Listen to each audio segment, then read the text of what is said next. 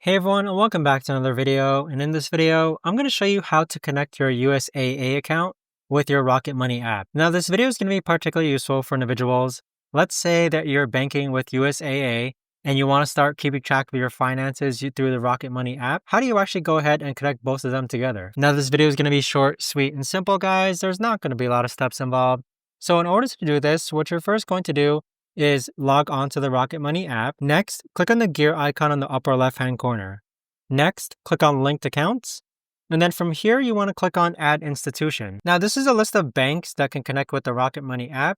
Go ahead and scroll down until you find USAA. Click on USAA, and then the software called Plaid is going to open up. Plaid is what Rocket Money uses to actually connect banks with Rocket Money. It connects it in seconds and also keeps your data safe. So go ahead and click on Continue and then follow the on-screen prompts, and there you have it. But that right there, guys, is the best and easiest way that I know of to actually go ahead and connect USAA with the Rocket Money app. If you guys know of a better or easier way to actually do this, let me know in the comments down below.